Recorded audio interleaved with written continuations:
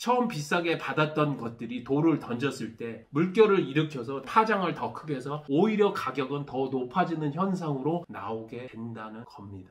안녕하세요. 시일카TV 정준환입니다. 오늘은 중고차 시장에 변화가 있는데 중고차 시장 내부에서 어떠한 변화들이 있었다는 이야기를 좀 해보고 싶습니다.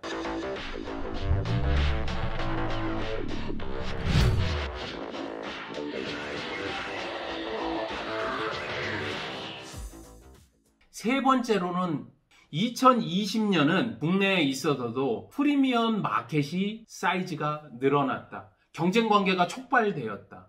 2019년도에 팰리세이드가 출시가 돼서 대기가 1년, 그리고 그랜저가 2019년 11월에 출고돼서 지금 1년간 계속해서 1등, 그 20년도에 K5, 제네시스의 GV80, G80, 기아의 소렌토나 카니발, 그리고 최근 들어서 투싼까지 현대, 기아, 제네시스에는 일반 새로운 차량들을 계속해서 토해냈고 매달 이 차량들은 대기 기간만 거의 사전 예약을 들어가면 2만 대씩 이렇게, 그리고 월 판매량이 못해도 만여 대, G80이 8,000대 이런 식으로 프리미엄 마켓에 있는 시장들이 사이즈가 확 늘어났고, 실제로 현대 기아차가 시장에서 새로운 프리미엄 차량들 플러스 일반 차량까지 점유율이 85% 가까이까지 치솟았다.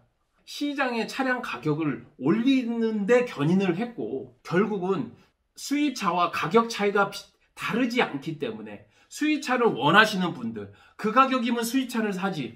그러면서 대기기간은 더 길어졌고, 대기기간의 결과가 어떤 걸로 이루어졌느냐, 바로 수입중고차로 대체하게 되었고, 수입중고차도 역시 가격이 상승을 하고 나오자마자 팔리게 되는 이러한 순환을 하게 되었다. 일종의 어떻게 보면 사이클링이 가격을 높이는 현상을 이룰 수밖에 없었다. 저는 세 번째로 이걸 봅니다. 프리미엄 시장은 커졌고, 그로 인해서 경쟁 촉발이 되어서 수입 중고차 가격은 올라갔다.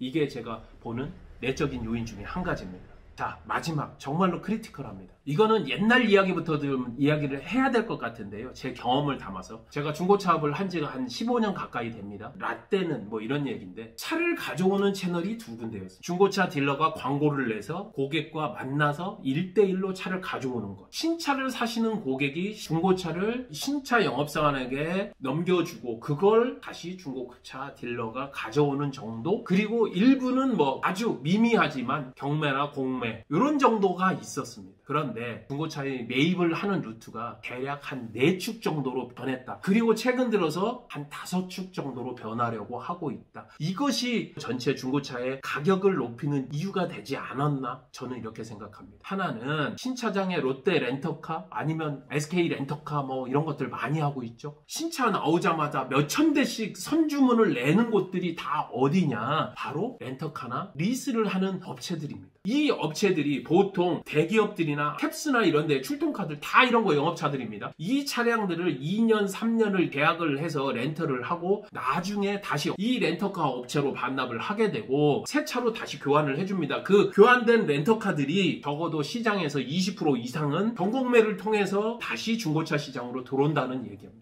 이게 바로 우리가 알고 있는 하허호를 달고 있던 차량들이고, 이것들이 중고차 시장으로 들어오면 렌트 이력을 가지고 들어오는 차량인데, 이게 바로 한 축이다. 그리고 다른 한 축은 어떤 축이냐? 내 차를 팔아주는 비딩 앱들이 나왔다는 이야기입니다. 바로 그런 비딩 앱들을 통해서 경매를 하게 되고 딜러들이 차량 낙찰을 통하는 네 번째 루트로서 비딩 앱이 나오게 되었다는 이야기입니다.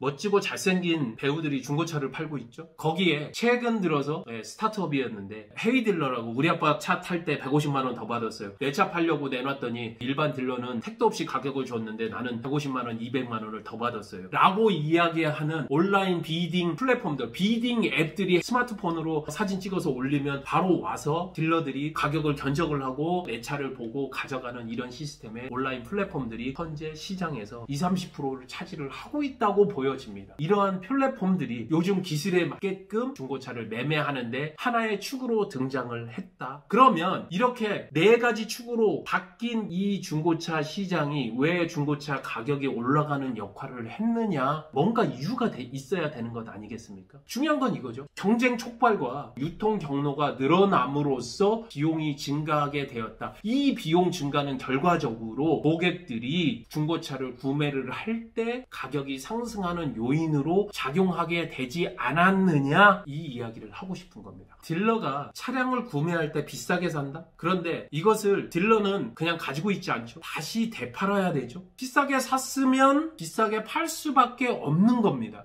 결국 이러한 구조를 플랫폼이 가지고 있죠. 플랫폼에서 차가 고객이 올리게 되면 가격은 올라가게 되고, 이 가격은 딜러들이 내지 않습니다. 누가 내느냐? 구매를 하는 소비자가 내게 된다는 사실이죠.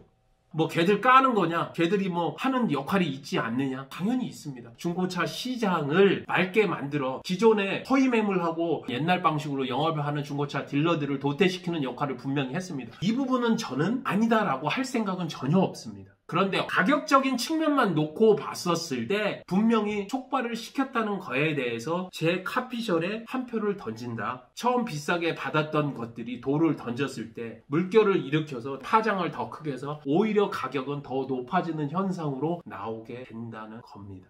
분명하게 차를 팔기는 쉬워졌습니다. 차를 팔 루트도 많아졌습니다. 그에 반해서 내 차 가격은 많이 받았다고 생각은 드나 전체적으로 중고차 가격은 올라가는 효과를 나타내지 않았느냐. 이것이 네 번째 자동차 가격을, 중고차 가격을, 수입차 가격을 올린 이유가 아니냐, 저는 이렇게 봅니다. 여러분 어떻습니까? 너무나도 당연하죠. 인기 있는 상품이 공급이 줄어들었다? 당연히 소비자는 그대로 있으면 가격이 올라가는 것은 당연합니다. 그리고 공급을 할 때 그 양 자체가 어떠한 조건에 의해서 줄어들게 된다? 그럼으로써 대체제로 수입 중고차를 찾았고 그 수입 중고차는 가격이 올라갈 수밖에 없었다라고 했던 것이 외적인 요인을 살펴보면 그렇지 않겠느냐라고 이야기를 드렸습니다. 프리미엄 마켓이 늘어나면서 경쟁 촉발을 일으켰고 수입차는 더욱더 대기 기간이 늘어났고 그럼으로써 대체제로 수입 중고차의 가격이 올라갔다. 중고차를 판매를 할 때 비딩하는 앱들이 시장의 자리를 잡았다. 그 앱들이 공격적으로 마케팅 비용을 쓰면서 고객의 뇌리안에 꽂혔고 그 뇌리안에 꽂힌 그 비딩 앱들을 통해서 중고차가 매입되기 시작했고 차량을 판매하는 고객께 150만 원, 200만 원 더 주었던 그 비용들이 결과적으로는 나중에 중고차 가격을 올리는 역할을 했다. 최근에 수입 중고차 가격이 올라간 거의 카피셜이었습니다. 여기까지 시유카TV의 정진환이었습니다.